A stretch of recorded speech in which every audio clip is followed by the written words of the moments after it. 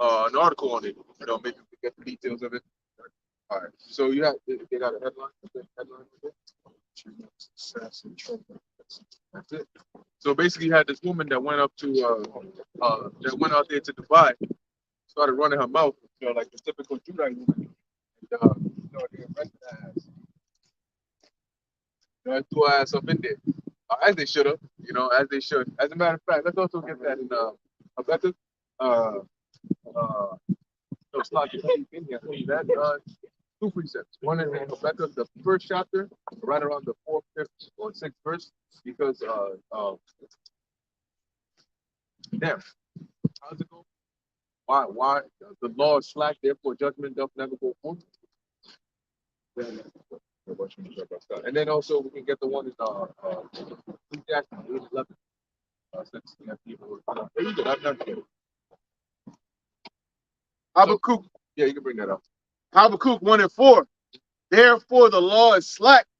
I just read up at 3. Habakkuk 1 and 3. Why dost thou shew me iniquity and cause me to behold grievance? And that's what we're seeing all around us. Okay, we're seeing a whole bunch of iniquity, and that's why I see the scriptures say that when the Lord brings you into the truth, your eyes are open, because now you can see, all right, the things that are really happening and going on in this world. As where prior to that, you were basically ignorant to it. But now that you understand what the righteous ways are, you can identify, oh, that's wicked. Oh, these women ain't really supposed to be like that. Oh, these men ain't supposed to be doing this. This system right here is unrighteous. But at first it was just the way it is, right? But now knowing that there's a better way, how it really should be done, now you can start to see that, oh, what, this isn't even right. All these ways that we were used to growing up, that's not the right way. That's wicked. All right. So go ahead. For spoiling and violence are before me. For spoiling and violence are before me, 8 and 11. Are before me, right? That's what we see going on. And as Habakkuk is saying, we echo that sentiment as well. And there are that raise up strife and contention. Therefore the law is slack, and judgment doth never go forth. Yeah, and especially here in this land, the law is slack the most. Now, a nice example of let's take an ordinance. We know that going back to the ancient world, which today, what they like to say is, women were oppressed in the past and all this X, Y, and Z. First off, women were happier in the past than they are now. You have divorce rates at the highest that it's ever been, suicide rates all through the roof. You have a lot of women that are single and alone, and that's why they go to these clubs, and then they get drunk out of their minds because they can't deal with the reality of what their actual real life is like. Okay, so don't come out here with that. Oh, that. Okay, now you got all this freedom. Why are you not happy? Because now you're destroying yourself. And the scriptures say, don't give her liberty to gad abroad, because she's going to destroy herself through overmuch liberty. And that's why they were kept in order back in the ancient world.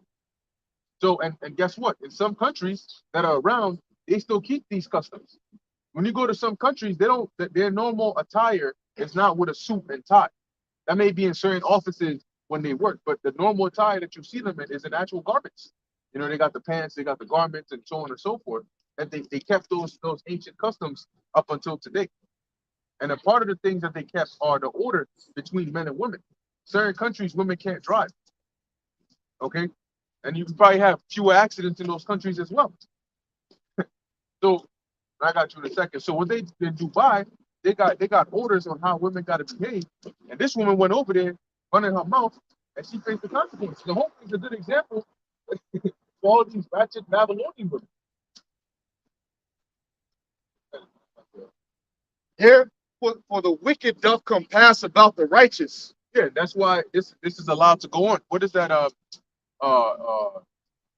Isaiah 3 and 12. It talks about as my people, they which lead me cause you to earn, and children rule over them. Women that the water. Women are the oppressors. What type of bullshit is that? Anyway, you got something, bro? All right, this is our second chapter 15. Start from verse 5. It says, Behold, says the Lord, I will bring plagues upon the world, the sword, famine, death, and destruction, for wickedness has exceeded through the whole earth, and their hurtful works are fulfilled. Oh yeah, so like the brother's saying, the society that we're living in, wickedness is not the norm. And it's like what people would look down upon and discuss back in the days is like a normal thing. Like that, it's where like, back in the days, a transformer could not explain himself to anybody, and somebody would say, "Oh, I get what you mean. I feel you." It was like complete bullshit. But now it's like wickedness has abound so much that when somebody says it, "Oh, I'm a Decepticon," beautiful. Everybody starts saying the red carpet. I'm like, yo, how did the world get to this point? So like the brother saying, this place is gone, man. It keeps getting worse and worse, to the point where that's why it has to be destroyed. Hey, God. It ain't supposed to go on. And that's what they are. They are Decepticons. Running around here, transforming and shit. Yeah. I think even there was a post. One of the brothers made a post, and it's about this man who was sterile all his life, but he's been had a wife with 3 kids. And he's like, wait, hold on, because he just found out he's sterile. It's like, what? I'm thinking of like 3 guys. Oh my goodness, it's like. So all those 3 kids he thought it wasn't his. It wasn't his. And when you go to the comment, people are defending a woman. There was another video of a woman that was basically she said she's pregnant, but the husband was really coming to tell her that he got a vasectomy, and she got mad at him because she's trying to pin the blame on him, saying that why the hell did you get a vasectomy? And he said, "Bitch, how the hell are you pregnant? Because I can't have kids." So she's trying to. That's what they do. They try to shift blame. Here it is. You telling her, why the hell are you out here with this other man? And she telling you, well, you didn't do the dishes last night. So she's trying to make the problem now. The fact that you didn't do the dishes last night, that hurt her emotionally and drove her over the edge. So she had to go talk to another man about it. And that's how she ended up there. And there's a video. I think you sent it to me. You got this woman out with another man, and her quote unquote baby daddy's at home with the kid. And so he finally pulls up on her. He catches her. And she's trying to throw everything at the wall and see what sticks. And now she tells him, "Oh, but you're my baby daddy, you're not my man." And he's like, "What?" She said, "Well, because you couldn't pay the rent." She's like, "I paid all the rent." He said, "Oh, but it's late." I mean, they're making up whatever it is they can make up. Meanwhile, the shorty got HIV, and then the dude was telling the other guy that she on a date with that you ain't even know that she got the AIDS. And then the other guy's like, "So why you with her?" He said, "Because I done got it too." So, man, this is the corrupt society, man. This is what people see when they think about Jake. Shorty cheating on her man, and she's trying to justify it. We gotta get some of them bylaws up in here, man. Start locking these women up, these crazy psychotic demons. We gotta start locking their asses up in the underwater prison. Psalm 12 and 8. The wicked walk on every side when the vilest men are exalted. So the vilest men are exalted, and right now you got Esau Edom profane above all in high places.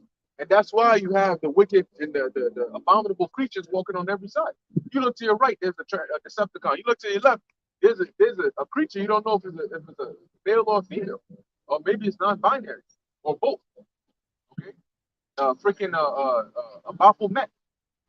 These are the Baphomet spawns that are running around here, and they're proud of it.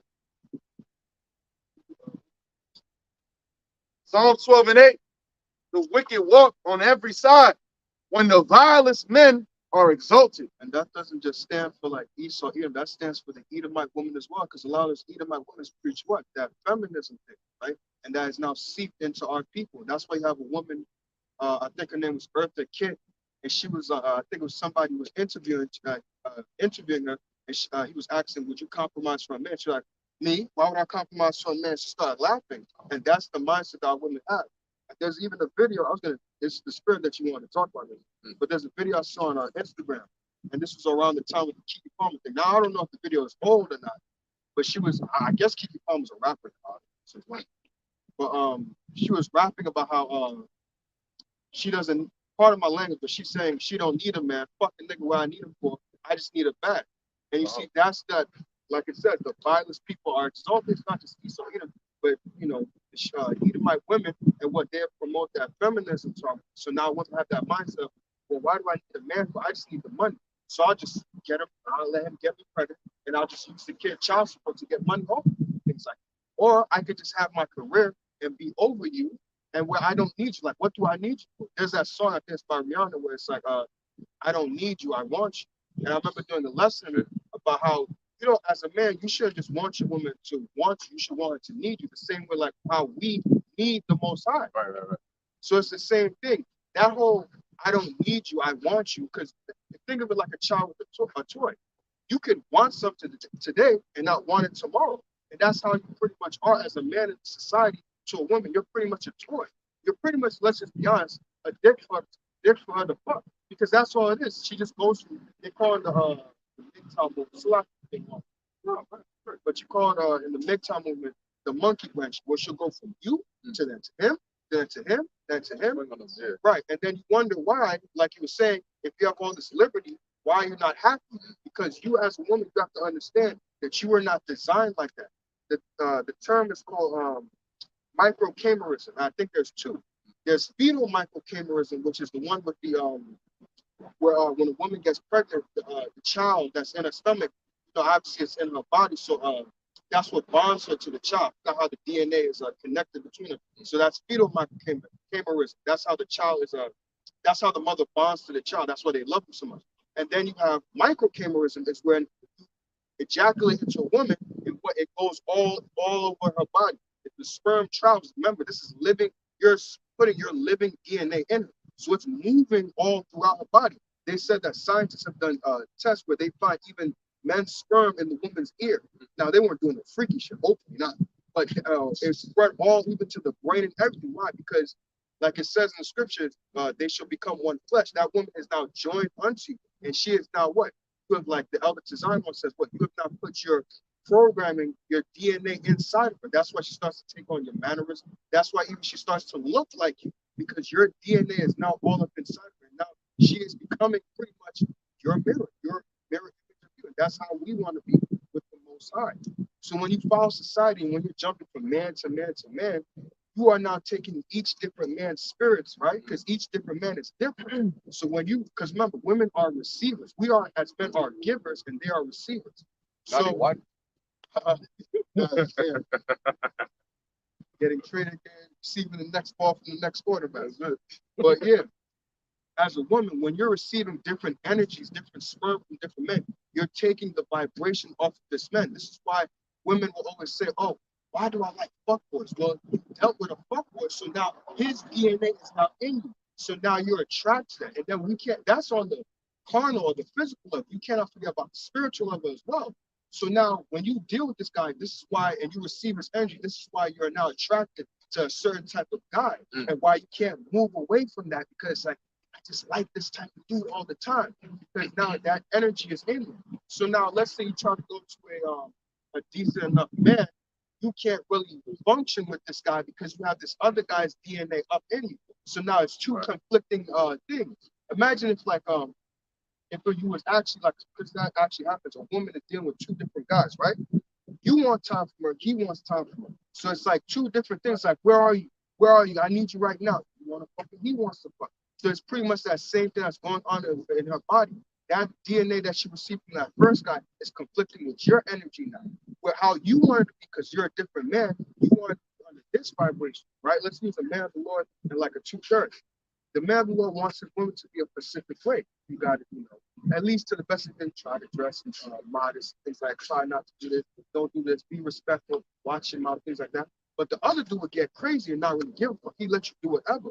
So now it's again two conflicting energies. One wants you to be this way, but because you've received this man's energy, you want to be this way because what you still have that man's vibration. And now you're trying to receive a new vibration. So it's two conflicting things. Two different kingdoms, in a sense, in your body fighting against one another. And what you can't have it be that way.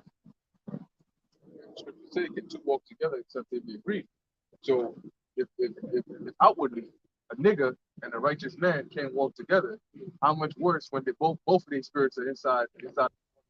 Because you have the other guy's ways inside you to where you're used to this, depending on how long you've been with him. So he may have brought you up in a certain way where you think, oh, this is okay, that is okay, right? But and think about it, that could be the same thing with us in the world. We were brought up in a certain way. Peter talks about main conversation about the tradition of your father. Because like I'll just use the example of Juve, right? Now this is a thing that that Eastern Parkway thing, you know about it, right? Yeah, how women be dressing all scandals. They be having like these panties and all that. They be dressing a certain way. They be They be having the just the bra or whatever, but they be having like this. I think it goes back to Bacchus or something like that. But they be having like that flower shit all. If you ever, Oh, yeah, yeah, it be on Eastern Parkway, that crazy shit, right? And them women, if you ever seen it like on Instagram, Facebook, they be winding up on the cops and all that.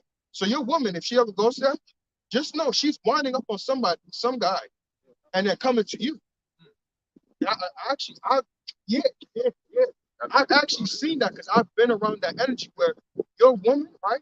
I'm not gonna say because it'll be a little too much, but I've seen women, mothers, wives, go to parties and wind up with another guy. If you want to know what I mean by wine, if you're not, been around the Caribbean, basically it's where this the woman's ass is on the nigga's private area. She's twerking, gyrating, and things like that. That's what it means. So she's going to parties and shit, doing that on another guy, and they're coming late at night to you. And that's how we've been raised. But if you try to tell them, like you were saying, how they will try to make any way to make it seem like you're the boss, that's how people are raised here in America. That's how our people are raised, by these vain customs and these vain traditions. So now they think that what's wrong with it? There's nothing, but I don't see nothing evil with it. Like the precept, did we bring it up? Since census against evil works not excuse. No, bring it on up. Yeah, you can bring Ecclesiastes 8 and 11. This is Ecclesiastes 8 and 11. Because sentence against the evil work is not executed speedily. Therefore, the heart of the sons of men is fully set in them to do evil. Like it said, because the heart, because sentence against the evil work is not executed speedily. Now, it didn't say that it's not executed, it just said it's not right there on the spot. Right. So because you don't see the Lord bring the thunder, because that's what people want to see, the thunder and lightning. When is the Lord going to say God's going to light this one? No thunder, no lightning, what's wrong? Right? Everything's cool. So because nothing happens to you on the spot, you think that everything's all good, like you can keep doing it. But there is going to come a day, or there are times where the Lord makes you get into a car accident, something bad happens to you, to where it's like, yo, I'm trying to show you that the way you're living your life, I don't like it. You may think it's fine because everybody else fine. Like, your parents just say, if your friends jump off the bridge, you won't do it as well. You may think that your friends may see that it's fine, but I do not like it. I'm telling you because I'm the judge. I can kill your ass. If you don't stop doing it, I can do way worse than get you in a car accident. I can do way worse than make you lose a job. I can fucking kill you, and that's it. Your lights are gone. No more fun time, no more playtime, none of that.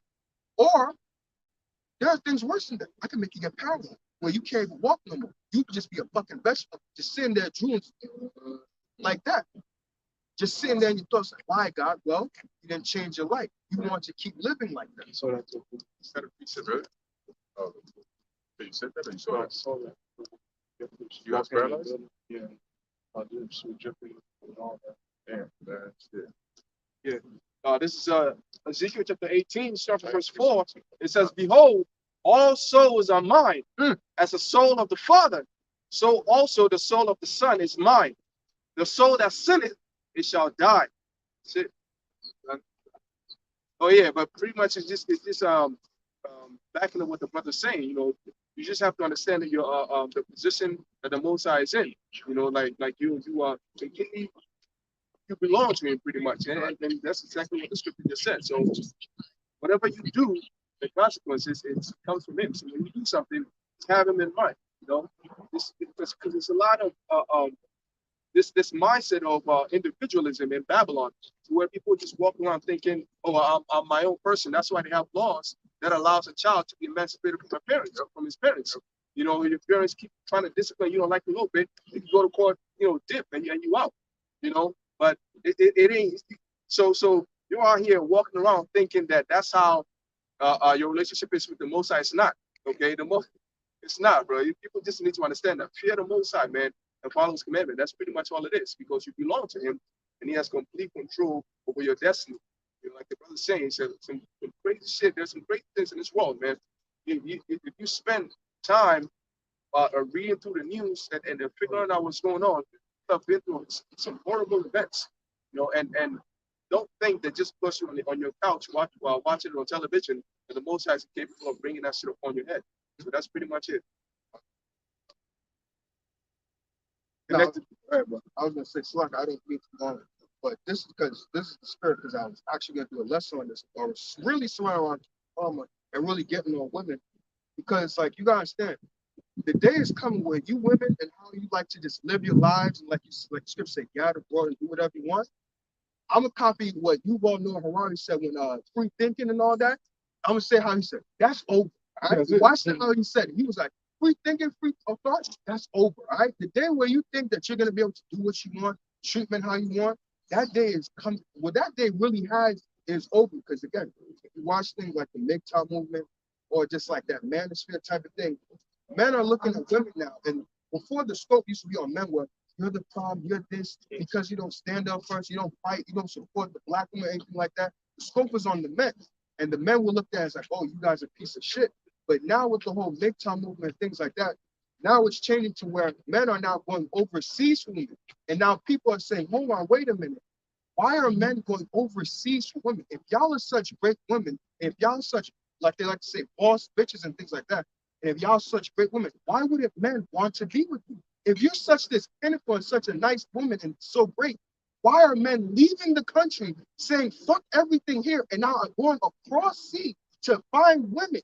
That doesn't, you have to logically think, that doesn't make no sense for somebody to leave everything here, their family, maybe even kids, and say, fuck it, I'm going across to another country to start another life with another woman because y'all are fucking hell. You have to really think about it. Now there's a lot of things on YouTube where the scope is now on women. It's looking at them like, yo, y'all are not how y'all paint yourselves to be. Y'all not princesses. Y'all not very pleasant people. Now, for some of the sisters are in the faith and it's going to apply to you, obviously, if it applies, let it fly. But for you women that are like that like to run around, do whatever you want, you just have your booty out there on Instagram and things like that, men are not even, like, I'll admit it, the other day, I saw some ass that looked nice. I'm not gonna lie. But it got to the point where I'm not young anymore. So now I look at it, I'm like, it doesn't like, yo, like, why are you dressed like, it's not attractive, it's not making me want to step and approach like I was younger. Because it's like, yo, I'm thinking now, because men have to now think, and that's what men are doing. They are now like, yo, okay, she looks nice. She looking nice, all that. But it's like, yo, you gotta think of it, is she an asset or a liability? Because her dressing like that, it's like, yo, she's dressing like that for the whole world to see. And if I take her as my woman, she's gonna still keep dressing like that. And now I gotta deal with the fact that, okay, other men are gonna look at her, and now I gotta protect her and things like that. But then it's like, because not to give away trade secrets, but this is the truth.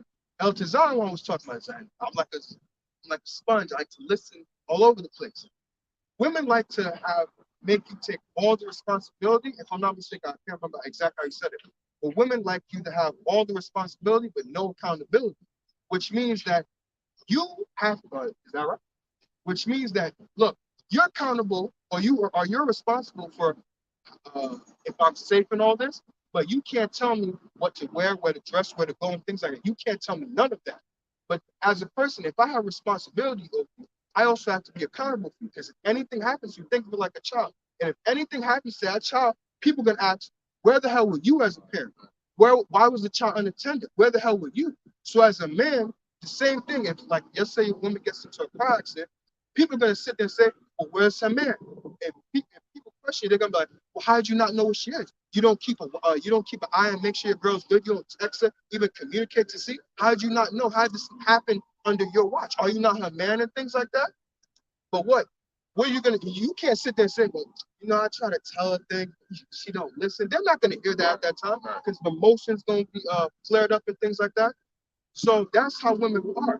They don't want you to tell them nothing, but they want you to be completely responsible. If a dude comes up and there's bold dudes like that, come and slap her ass, now you have to go fight for her. But the thing is, yo, if you would try and dress a little appropriately and dress a little bit more modest, maybe we wouldn't get you. No, there are bold guys like that would really do that. Now you coming home all fucked up. Yeah. What's that big brother? Big Brody? What's the other guy? Tyrone? Tyrone? Yeah, my name is Tyrone. Oh, yeah. Some niggas like that. Most niggas gonna be like, yo, babe, I told you. Yo, man, yo, listen, supposed to be dressed right. Now he's going to start So apologize to the dude. He's going to apologize for my fault, right? Me to be disrespectful to you. She was on the border. I should have told her. I mean, on such a day. Yeah. Wish him a good day and everything. It's like pocket money. You know what? Yeah, Don't want it. Good. But yeah, I say that because all these things are happening. So eventually, I mean, sorry, all these things are happening, and now the scope is being put on women to where women are looking back. Right. And also, I was thinking of that Micah 7:9. She that is my enemy. Eventually, we're going to see, like like that key promising, but she would, like you said, you're a mother, right? A lot of these women want mothers and things like that. But I have a saying. I don't know if somebody said it before, but I have a saying is this: you have a lot of people that, specifically our people, but people in general, that are raised to be men and women. What I mean by that is basically they are just good for reproduction, just fucking. Bringing out other children. You don't have here amongst, especially our community, where you're raised to be a man, you're raised to be a husband, right? We don't have amongst our women who are raised to be wives, women who are raised to be wives and raised to be mothers. They just eventually just want to do it, and then the child just pops up. Oh, I'm just a mother now. Nah, you have to have it starts up here in the mind to be a mother. Actually, really thinking about it, I mean, you do have to teach a man to be a young man to be a man, but innately, because I was meditating upon all this for like a week now. When you really think about it, as a man, innately, you kind of have those qualities of being a man. Because if something happens, like these little things, like your father may say, hey, you're the man of the house. If he leaves and goes away, so you're responsible and things like that to watch. But as a man, you're innately responsible. You're like, if anything happens, you're gonna protect somebody. If you hear knocking at the door, you're gonna automatically be like, yo, mom's chill, stay back, let me see who it is and things like that. You'll automatically just set people aside and protect and put yourself out there. As a man, we innately do that. So we kind of have like that husband like mentality or like man thing within us innately. But for women, you really have to, like you're saying, you have to not let her get her voice. So you have to cultivate it, teach her things, teach how to be, because women are like children. They'll just go into this, go into that, do this and that. That's why if you ever talk to them, especially if they're crying, what will they like? If you ever talk to a child when they're crying, or a woman that's crying, it's very similar. Now, trust me, I know, 'cause I be around kids. You analyze and watch it, they'll be like this. They'll be like, "Why I did this and that?" And it's like, yo, I told you not to do this because of that. And mind you, you're talking to a grown-ass person who's like 20, 25, maybe 30 years old. And if you ever watch them, you'll see them do dumb shit. It's like, why do you do that? It doesn't make sense. Well, I thought it was like, no, that doesn't make any sense at all. That's why women need leadership. They need to be led. They were not created, all right, to lead themselves. That's why when you see women who are in leadership positions, what happens? You have a society that's in chaos, like we have today. Big precept. This is a book of Isaiah, chapter 3, and verse 12. It says, as for my people, children are their oppressors, and women rule over them. Who are the Lord's people? The Israelites are the source of the men. All right? You see the so-called black man, all right, in the bottom of this society, ruled over by the so-called women. All right, that should tell you something. That is all what biblical prophecy. That is a part of the curses that the Lord put on a specific people. You see, because when you look at the JJs, they got their women in order. How many Jewish men do you actually know their wives? Huh? Right. How many? Have you ever seen that? But I guarantee you, everybody knows what LeBron's wife looks like. Everybody knows what these so-called prominent black and Hispanic men in society, their women look like. Everybody knows what they look like. Look at Palmer, for example. You know what I'm saying? And that's what they do. But these devils, man. Anyway, let's see. It says, "All my people, they which lead thee cause thee to err." Okay, so you got the Edomites and you got the women. All right, go hand in hand. They're in tandem against the serpent and the serpent and the woman. Yeah, coming together to fight against the men. Well, that's witchcraft. That's literally witchcraft. That's their doctrine is that God is the enemy and the Eve and the serpent are the liberators. That basically, when they disobeyed God's commandment, they broke free of the oppression in the garden. So Eve is like the hero liberated, the feminist witch. Yeah. That's why they got a lot of female protagonists that are like being that lead role, and they got the men looking like they're in the back and shit. Yeah. Stupid, they don't know how to function. Yep. Man, becoming more effeminate, stupid, dumb, so docile. They gotta wait for permission. Yep. But when you watch, there's I believe if brothers have seen this show, I believe it might be on HBO. And it's Beach. I don't know if you Beach and his brother. It's like two brothers. Is it a show? Yeah, Yeah, it's a show. Yeah. Oh, okay. And the father in the show of that family, he of course he falls short and all that, but he's the prototypical image from back in the 50s and 60s. They got the fro, he's the man of the house, he's the one working, comes home, they all sit at the dinner table, they say a prayer. How many families do you go to nowadays that prays? Yep. That's a very important thing. That's a house of order. And guess what? These elites know that a father, a so-called black man in authority in a household is a very dangerous thing. You see? That is why they have to eliminate the father from the house and then tag team with the mother against the father. Because now you have all this sex trafficking, all this thing that's happening, people being kidnapped is because who they target? They normally target children who have no order, children whose father is not in the house. See, they come around, normally they're babysitters. They come around, sit around, oh yeah, babies, we're taking the kids to schools and all these different things. And they watch. Who are the ones that when I come around, the father's not home? When I come around, the mother is just chill, like they're okay with a stranger, or because they're the babysitter, it's okay, just have them sit around. No, you're supposed to monitor that shit. You're supposed to give them what you can and cannot do with my kid. These are the things you can feed him at this time. This is what he does. You're basically, they're doing what you're supposed to be doing, but you're not there. That's all it is. You don't just put your care into a stranger's hands, and next thing you know, they're gone, or they're being fondled with. They're being sexually, played with, and so on and so forth.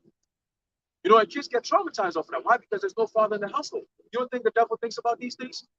When they tell the woman that, hey, we gotta work together because God is the one that we gotta liberate ourselves from, who's coming up with those ideas?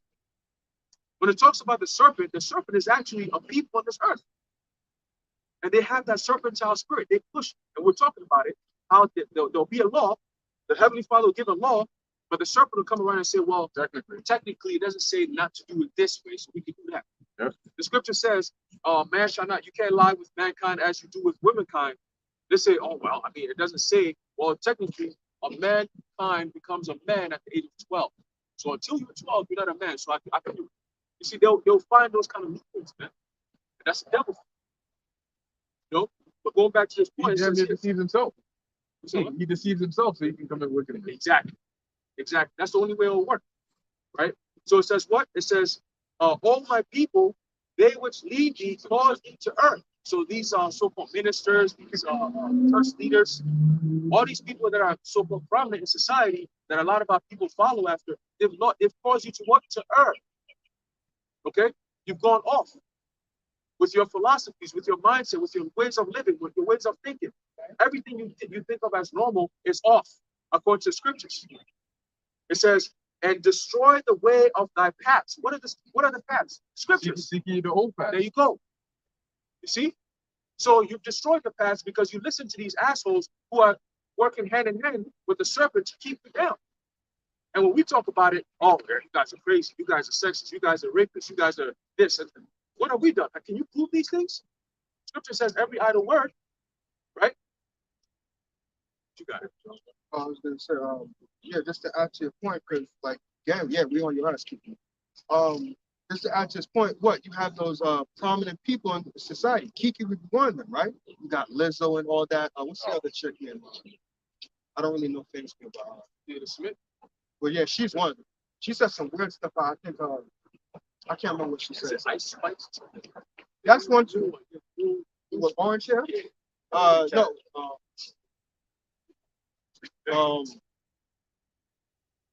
What's in the Cardi B and the other chick, the Stallion. There you go. Yeah, they did the WAP and all that.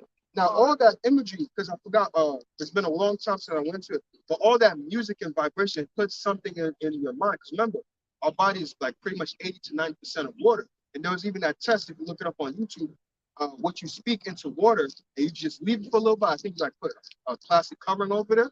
If you speak good words into it, the water is fine, right? But if you speak like evil words, like hatred and things like that, the water ends up like black or moldy or things like that. So it's the same thing like the music you listen. Why do you think when you have people driving, they're like, yeah, I'm a fucking kill nigga, And then it's like, why you think when they be around them, they so aggressive and things like that? So it's the same thing with women, right? Remember, she is a receiver. She receives energy. So it's the same thing. When she listens to all these musics and things like that, that's why she gets so emotional and things like that. The reason why I'm like, I guess the spirit's on me because I've been recently I was talking to a woman about this, right? And she's like, so what's wrong with the birthday and things like that, right? And I told her as an Israelite, I don't believe in birthdays and things like that. That's why I don't tell people happy birthday and things like that. She's like, well, I don't see what's so wrong about birthday. Well, if you go to Job, the first chapter, I think it's like the 5th verse or whatever. If you read in the NIV, it talks about how the Lord pretty much killed Job's children because they celebrate their birthday. And as a custom, Yes, in the Old Testament, it talks about each one on their day. right? And what do people say when they're on birthday? This is my day. So I'm trying to That's explain. right. Right, yeah, that's oh look at me. And that really goes back to them Egyptian pharaohs because what? It was to look at them as if they're a god. But when you go into it, I think it's the NIV verse, I think it's verse 5, it talks about like the brother was just saying how the Lord killed them because basically it was something that break their birthday. And she was saying something along the lines of how I don't understand how the Bible doesn't say anything about not saying happy birthday. And I was like, well, you just answered your question because the Israelites never celebrate that custom. That's why there is no happy birthday or things like that. It's not a custom of ours to follow. And she was like, I think she wrote something along the lines of, well, we're living in modern times, right? Well, it doesn't matter because the scriptures say, I am the Lord, I change not. So just because we're living in modern times and things like that doesn't mean that you put away your morals.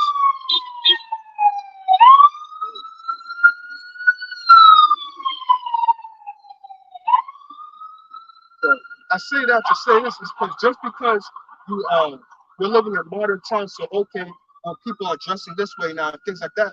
Well, you see the type of effect that has upon the man's mind. If you dress a certain way, it brings out that carnal, animalistic thing to where he wants to jump on you. Why? Because he's seeing what he likes. Think about if you put a piece of meat in front of a lion. You think the animals are going to, oh, it's just meat. I'm not going to touch it. No, he's going on it.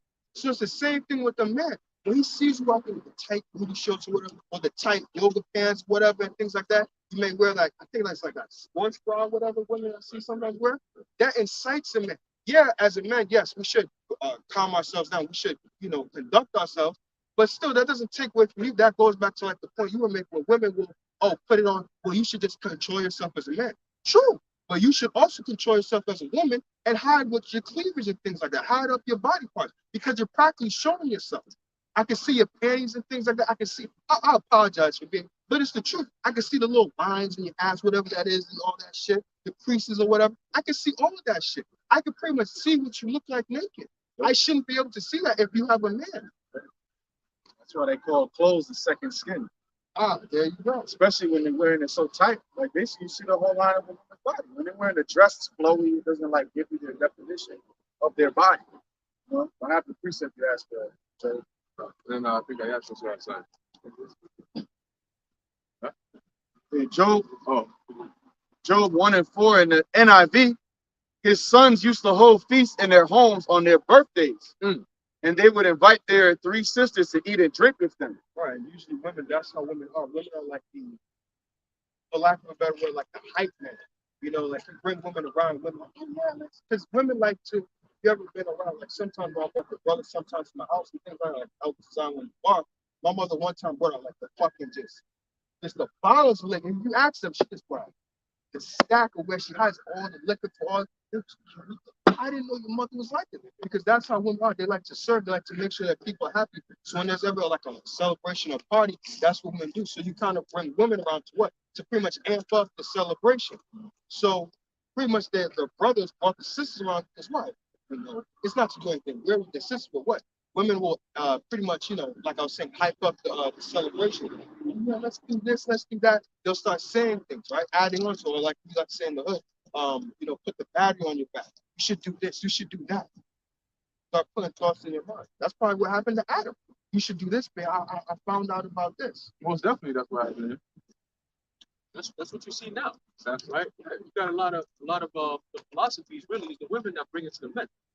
They learn all this dumb shit and they try to incorporate it to the men. Like you be minding your own business, you meet a chick and she's trying different things. You be like, wait, this is weird. Why the fuck are you so interested in that? Because naturally you're curious. They like to learn. They like to get into things that they're not supposed to get into. You gotta shut They like that to be down. entertained. You gotta shut that down. Yeah, exactly.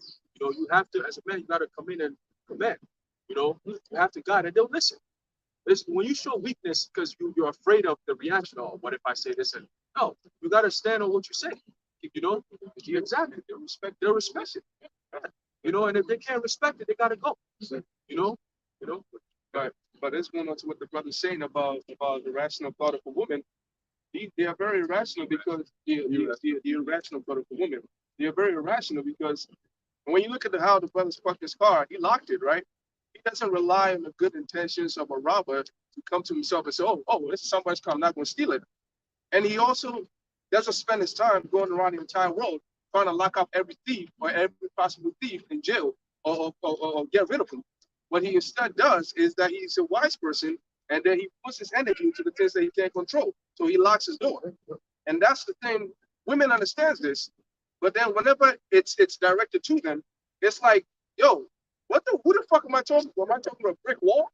Like the things, these are the everyday things that we do. There's a reason why you have a lock on your door. There's a reason you lock your car. There's a reason why we have policemen around. Even though we know it's wrong for a person to steal, to kill, we know it's wrong for criminals to exist. So why do we have cops in place? It's because preventive methods are necessary. That's the things that we can't control. That's what actually minimizes the whole thing. So when we tell you, yo, babe, I'm with when I'm walking with you, right? I'm your man. I'm supposed to protect you, but you also supposed to do your part and make sure, because every battle is costly. Well, if I'm caring for you, you are supposed to care. You also supposed to care for me. And seeing as how you are a woman, and more often than not, a target, you got to make sure that you're not bringing in, you're not flooding in a lot of violence where I'm going to be overwhelmed. So I need you to dress appropriately. I need you to do this, do that, so that everything falls in place. And if everything that you do was not enough, I'll also add mine onto it. That's pretty much how it is. It's so simple for women to understand. It's so simple for anybody to understand. But whenever you talk to a woman, it's like, like the brother said, women are like kids. You know, it's like if I'm explaining to my nephew about why you have to eat, it's his own food. It's for his own nourishment. But I have to explain to him, you have to eat. You gotta eat so you can grow big and strong. But it's like the same thing as it is for women. Something that's so sensible. You have to go out. You have to spend your whole night arguing back and forth, explaining to it, and doing all these things, and then she still don't listen. But the thing about it is that some of these women actually know. That's the thing. Like they know exactly what you're talking about, and they know that it's true. But some of them will actually straight up tell you, I mean, I know, but I don't know why I did it. You knew it was wrong. Yeah, I knew it was wrong. I'm sorry. But why did you do it? Because it's that especially the ones that are allowed to run free. You know why they do it? Because they can. Not because they should or they shouldn't. If they can, they do it because they can. Why are you going out dressed like this? If you know, well, I know we can't lock up everybody. I know I wasn't dressed appropriately, so why'd you do it? Because I could. I'm not gonna lie to you. I ain't gonna hold you.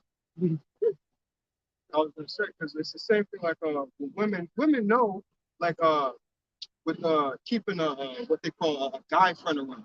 Oh, he's just a guy friend. He's harmless. He don't really like me. Let that guy get a chance. Give him a chance or something like that. Because I've actually heard it before. Give him a chance. You're gonna see how much of a friend he really is. He's not your friend. Oh, so you telling me that guys can't? No. Any man in his right mind, or even a regular dude, will be like, no, I don't want to be. Why would I want to be your friend? What do I get? Well, as a man, what do you benefit from being friends with a woman? Let's just be honest. I apologize for sounding carnal, but you have a woman, curvy, nice ass, titties, looking good, and you mean to tell me I want to be friends with you? Really? Only two types of men that can do that is a sodomite and somebody who can't get it up, maybe a unit or something. That's it. So why don't I want to be friends with you? No, I want to have, sexual relations with you. Yeah, that's what we look at. As harsh as this sounds, it is the truth. But it shouldn't sound much. No, I was gonna say this. Sorry, men, we're visual. So when we see you, that's how we really like you. We like what we see, and then later on, we start to love you because depending on as a woman, oh, she's a good woman, she treats me. So really, this is the truth. As men, we fall in love with the imagery. Later on, it shouldn't be like that, bitch. This is true.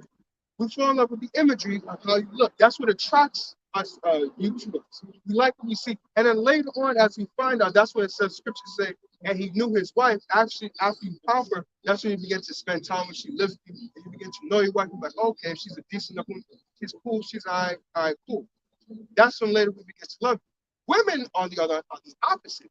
They love you first, and then eventually, over time, they start to like how you look and things like that. But really, on the front hand, they really fall in love with you immediately. That's why some women fall so madly in love with a man. We're opposite of each other. It's not the same. Opposites attract. And how the brother saying that men are visual, it's like a woman would think that just because a dude pull up on the street, a man don't got to worry about it. But here's the thing, right? See, I'm walking in the street. There are millions of people around me, but I only see you. I want to get your number, not everybody else's. I want to get to know. What do you think? I don't even. You're a freaking stranger. There's nothing inward about you that makes me attracted to you. Right. It's your body. I'm looking at how pretty you are, and I know what I want to do with that body. That's why I'm coming to you, asking you for your number. You know, and, hey, even the scripture says it, that Jacob, when he saw Rachel, he came to the scripture says that Jacob saw that Rachel had a nice figure, had a nice body. You know. And that was his motivation to go and work 14 years just to get with her. So why didn't he like Leah? Exactly. It's about looks. Exactly. That's how it starts, you know. And that's how. But see, when you say that today, they're gonna make it seem like, oh, you're objectifying. Well, the Most High made men like that, right? What man you know on planet Earth? I don't care about looks. Yeah. Go give him a mix of a chimp and Lizzo fused together. You tell him to make love to her. But if it's about looks, why do women spend so much time on it? Like you do everything in your power to look a certain way, but then it's not about looks. Right. Well, the scripture says so. Let's get that. There's a book of 1 Timothy chapter, chapter 2 and verse 9. It says, in like manner also that women adorn themselves in modest apparel, with shamefacedness and sobriety, not with broided hair, or gold, or pearls, or costly array. Why? Because these things what brings attention to you. These are things that glitter. These are things that will make a man's eyes pop. These are things that will make a man sit in a Tesla, go in the front, and then reverse back and see what's going on. You see? He's like, back up and see what that's all about. You see? So the scripture is telling you there's a defense against being harassed in the streets. Why do you think the so-called Muslim women dress the way they dress? Some of them, you can't even see their face. If you can't see your face, bro, trust me, you're never going to walk up to them to say something. Right. I can't see your figure, and I can't see your face. You don't exist to me. What makes you exist is what you look at. Right. It's like, no. Right. So that's the reality. See, these people don't live in reality. Social media, television, all these different things, they paint a fake reality that these people actually accept. You see, in their minds, it's real. So that means they go out there and actually live these things out. That's why people, how many women do you know, you could pass off how pretty you are. You're not going to get 100 men to stop and say, man, you're beautiful today. You're not going to get that. But on social media, you could be a 5 or a 4 or a 3. Put up some makeup, put your body in a certain way, angle a different way, put the shapes, the camera's held a certain way, the butt pop a little different. Yo, 2 hours ago, I saw you outside. You ain't got that kind of ass. 2 hours later, you all of a sudden you got an ass. Just go through the picture, you're like, yeah, some pictures got an ass, some pictures it's not consistent. Right. What they do, they sit on the sink and make it look. That's what they do. They sit on the sink. I've seen before. I've seen a chick that don't have nothing, but she sits on the sink. And the way it squeezes it makes it look out. Yeah, pops, right? So a man who sees these things, that's what the scripture says. Again, gives you a defense, right? It says what? Be shamefaced. You got women who are not shamefaced. They're bold. They'll come up to you and want to holler at you. I had that happen to me. I was in the gym, some chick literally kept following me. I'm like, yo, what the fuck? I knew what was going on. So I just kind of like did my own thing about music. And she comes up to me and she stops and stands right in front of me. So she gets my attention. I take my headphones off. I look down and say, what's going on? She goes, oh, I'm sorry, I don't mean to interrupt, but I just want to let you know that you're very attractive. Like, she's bold to say that. Come up to me and say something. Like, you don't even know me. You don't know who I could be, what my mind is at. You just come in. Right. But in the Asian world, a woman would never do that. She would never step up to a man and tell him, oh, you're attractive. That's out of order. But in today's society, that's okay. You know what I did? I said, thank you. And that was it. And then, she felt some type of way about that. But Yeah, the scriptures talk about a man enticing a maid, not a maid enticing that's a the man. man, right? Right. That's upside down. Exactly. You see? So it's like, what are we doing? Right? So it says here, with shamefacedness and sobriety, meaning what? Being sober minded. Right? You got a lot of women that are not sober minded because what? They're either on drugs, they're either on alcohol, or smoking, right? Or they're polluted with the bullshit in the society. You're not sound minded. You know, you're out of order. See, your mind is not sober minded, you're out of order. Okay, you start being rebellious. You think that, you know, the ways of the world is what you're supposed to do. And if anyone tells you different, they're wrong. See, you're not sober minded. You're not going to make the cut. Because remember, the Lord is shifting everything to the power of his man, not any man, his man. You see, the Most High does not consider women as anything of significance. He only does that for certain women for his men. That's why the woman was created to begin with. You see? So this whole philosophy of, oh, we're all equal, the Lord does not see you as an equal to a man. Never, ever.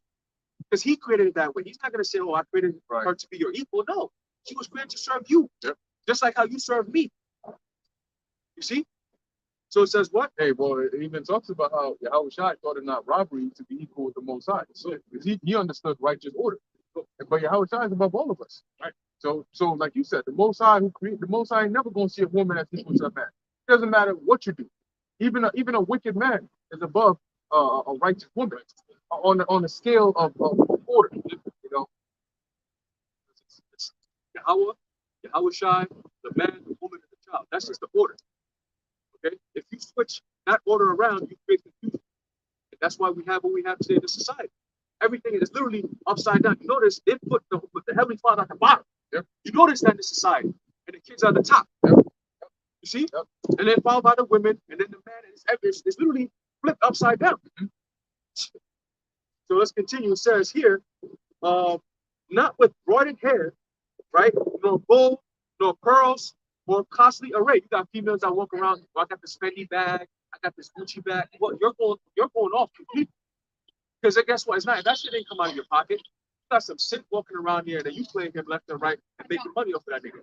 Remember that song, Usher and R. Kelly? Sing Girl. Oh, yeah. That story. That's the typical Babylonian female today. You know, she's taking flight. One guy is driving her to the airport to go see her other man. And then the other man meets her at the end, picks her up and takes her home, go bang her out. She plays her game, whatever, and then he drops her up at the airport so she can go to that other man. So she's playing both men at the same time, man. You drop me off at the airport so I can go see my other guy. And then you come pick me up when I get there. And then when I'm done with him, you drop me off at the airport and then you come pick me up from here. Now in there, does it mean that women can't braid their hair or they can't dress like? No. But ultimately, like the brother was saying,